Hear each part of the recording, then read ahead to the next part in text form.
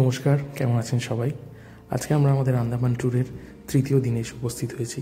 আজকে আমরা একটা ওয়াটার অ্যাক্টিভিটি করেছিলাম, সেটারই কিছুটা ঝলক আপনাদের দেখাবো। সেটা হচ্ছে স্কুবা ডাইভিং। আমাদেরকে ভোর 5:30-6টা নাগাদ আমাদের হোটেল থেকে স্কুবার যে পয়েন্ট, সেই পয়েন্ট থেকে গাড়ি এসে আমাদের নিয়ে গেল এবং দেন আপনারা দেখতেই পাচ্ছেন 15 মিনিটের একটা ট্রেনিং সেশনের পর আমরা চললাম জলেতে। প্রথমটায় আমার খুব ভয় লাগছিল, আমি দ্বিতীয় গিয়েছিলাম, প্রথমে আমার গিন্নি গিয়েছিল। তো আপনারা দেখতে পাবেন দ্বিতীয়বার যখন আমি যাচ্ছি তো অনেকটা সময় আমার প্রথমে ডুবো করেও ডুবতে পারছি না, এরকম একটা ব্যাপার। যখনই আমাকে জল ফেলার সময় আসছে সেই সময় প্রচণ্ড ভয় পেয়ে গিয়েছিলাম। তো অবশেষে আমায় ফেললো এবং সেই মুহূর্তটা সত্যি মনে রাখার মতো এবং মনে গেঁথে রাখার মতো এবং আমার লাইফের একটা লাইফ টাইম এক্সপিরিয়েন্স বলতে পারেন। চলুন আপনারা সবাই মিলে দেখুন আমাদের স্কুবা সেশন। আমরা মোট 4 জন গিয়েছিলাম, আমি, আমার মিসেস, আমার এক মামা এবং আমার এক বোন। আমাদের লাইভ স্পেস চ্যানেলের এই সমস্ত ভিডিওগুলো যদি আপনাদের ভালো লেগে থাকে আপনারা অবশ্যই লাইক, শেয়ার অ্যান্ড সাবস্ক্রাইব করে দেবেন। আন্দামানে কি স্কুবা করবো এটা ঠিক করেই গিয়েছিলাম। তো প্রথমে ঠিকঠাক ছিল, কিন্তু যখন এই যে ফেলাফেলি সেশনটা যখন শুরু হলো তখন একটুখানি কোথাও না কোথাও একটু ভয় ভয় লাগছিল যে কী হবে। তো তারপর যখন জলে বললাম তারপর তো দেখতেই পাচ্ছেন বেশ নাটকীয় কায়দায় আমি হাই হ্যালো হাত পাত নেড়ে দিলাম। তো তারপর বেশ ভালো লাগছিল, না বলবো না, সত্যি খুব ভালো লাগছিল এবং অন্যরকম একটা এক্সপিরিয়েন্স, তো যেটা হয়তো আগে তো কোনোদিন করিনি, হয়তো ভবিষ্যতে কোনোদিন হবে কি না জানি না। যাকে পুরো চুটিয়ে মজা নিয়েছি। সত্যি কথা বলতে জলের নিচের এই জগৎ এক মায়াময় জগৎ, এক অত্যাশ্চর্য বিষয়, তাই না? যারা আমরা সমতলে বসবাস করি, যারা আমরা জলের ওপরে থাকি, এটা তো সাধারণত আমাদের চোখে দেখা ন্যাচারাল ব্যাপার তো না, এটা এক জলের নিচে এক অদ্ভুত জগৎ, জলের নিচেকার জগৎ। সত্যি এইটা আপনারা যেটা দেখছেন এটা পুরোটাই কোরাল আইল্যান্ড, টোটালটাই কোরাল। তো এগুলো সব লাইভ কোরাল, তো তার সাথে অসংখ্য রং বেরঙের নানান ধরনের মাছ। তো এখানে তো সমস্ত মাছ ঠিক করে বোঝা যাচ্ছে কিনা জানি না, কিছু কিছু রং বোঝা যাচ্ছে, আপনারা সেটা দেখে জানাবেন। আর তার সাথে যেগুলো বোঝা যাচ্ছে আরও কিছু মাছ যেগুলো আমরা দেখেছিলাম, এই যে সামনে আপনি দেখতে পাচ্ছেন একটি নীলচে কালারের একটি মাছ চলে গেল, এগুলো সামনে থেকে অত্যাশ্চর্য দেখতে লাগছে এবং এত মিষ্টি, এত সুন্দর, মনে হচ্ছে যেন প্রকৃতি তার নিজস্ব ক্যানভাসে তার নিচের রং তুলি দিয়ে এঁকে গেছেন। সত্যি সৃষ্টি কি মায়াময়, তাই না?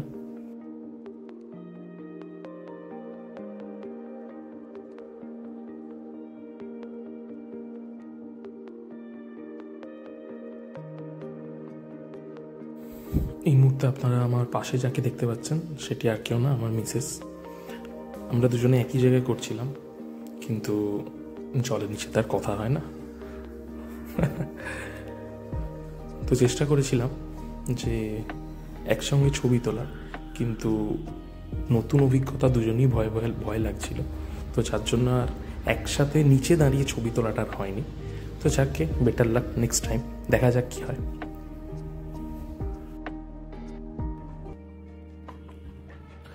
সত্যি এখানে ভয়ের কিছুই নেই, একজনের সাথে একজন করে আছে 1:1 বেসিসে। তো এটা যেটা দেখছেন এটা আমি জলের মধ্যে মাছ হওয়ার চেষ্টা করছি কি পাখি হওয়ার চেষ্টা করছি বুঝতে পারছি না, তবে যাই করি খুব মন থেকে একটু বাচ্চা ব্যাপার লাগছিল এবং মনে হচ্ছিল মনের শখ পূরণ হচ্ছে, একটা লাইফ টাইম এক্সপিরিয়েন্স বলতে পারেন এটা আমার জন্য। সত্যি খুব ভালো লেগেছে এবং সব থেকে বড় কথা যে নিচের প্রকৃতিটা এত শান্ত, এত কোলাহলবিহীন, এক অন্য অভিজ্ঞতা, এক অন্য জগৎ মনে হয়েছে, অবশ্যই এক অন্য জগৎ। সত্যি মনে হচ্ছে না এইভাবেই ভাসি, এখানে আরো কিছুক্ষণ থাকি। তো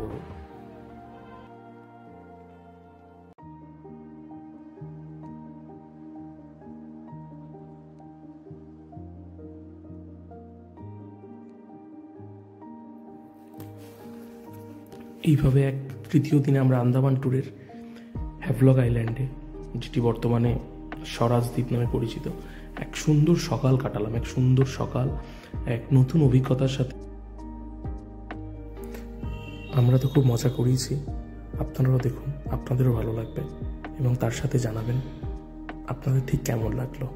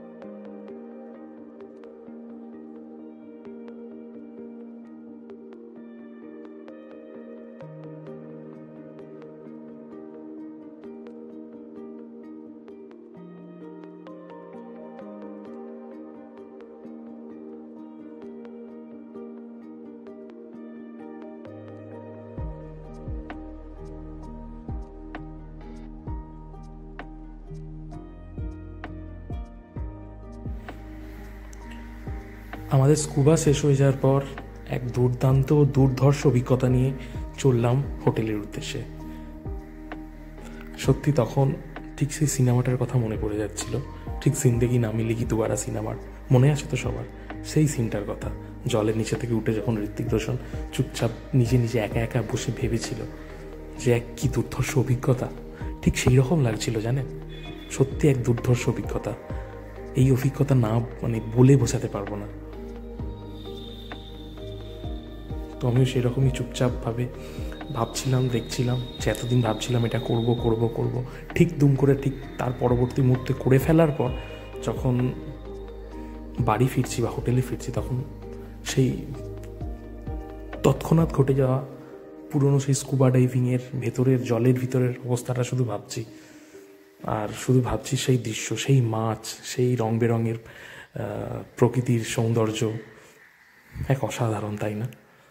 তো আজকে আমাদের তৃতীয় দিনে, আজকে স্কুবা করে যাওয়ার পর আমাদের নেক্সট যেটা ডেস্টিনেশন ছিল যাওয়া, সেটা হচ্ছে এলিফ্যান্ট বিচ।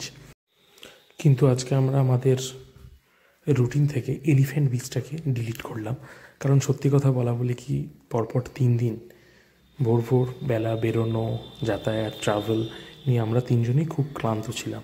আর আজকে ইচ্ছা করেন এলিফ্যান্ট বিচ যাওয়ার। আমাদের টিমের পরবর্তী যারা মেম্বার ছিলেন, বাকি যারা মেম্বার ছিলেন তারা সবাই গিয়েছিলেন, বাট আমরা 3জনে যাইনি, আমরা রিসর্টেই ছিলাম। এবং রিসর্টের যে মনোমুগ্ধকর পরিবেশ, রিসর্টের সামনে এক আমাদের প্রাইভেট যে সি বিচ এবং তার সাথে এই সুন্দর নারকেল বাগান, এক খুব ভালো লাগছিল। আমরা এটাতেই উপভোগ করছিলাম সারাদিন, এখানেই ছিলাম। দেখুন কি সুন্দর ছোটো ছোটো ছোটো ছোটো কুকুরছানারাও ছুটে বেড়াচ্ছে।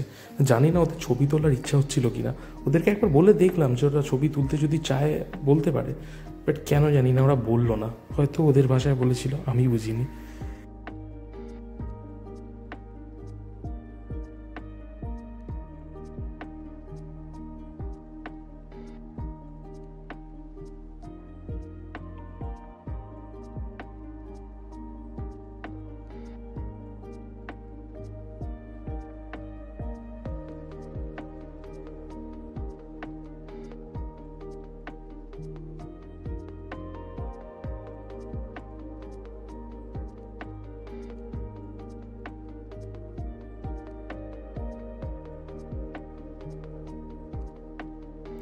আপনারাই বলুন তো, কি সুন্দর পরিবেশ, তাই না? এইরকম পরিবেশ কি আর সচরাচর পাওয়া যায়? মাথার উপর খোলা আকাশ, সামনে নীল সমুদ্র, আর পিছনে অসংখ্য নারকেল গাছ মাথা তুলে নাড়াচ্ছে, হাওয়া দিচ্ছে। এখানে বসে থাকলেও সময় কীভাবে কেটে যায় নিজেরাও বুঝতে পারি না। ঠিক এইভাবেই আমাদের দুপুরটা কাটলো। তারপর একটুখানি রেস্ট নেওয়ার পর আবার আমরা 3জনে চলে এলাম। এতক্ষণ আমি একা বেড়াচ্ছিলাম, এরপর আমরা 3জনে চলে এলাম এই সমুদ্র কিনারে।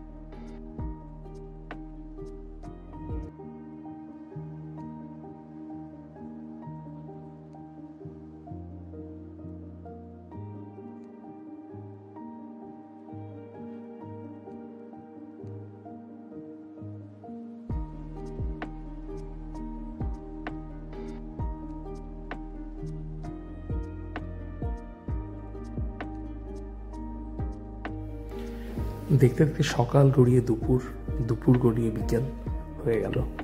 তার সাথে হয়ে গেল আমাদের এই তৃতীয় দিনের সমাপ্তি।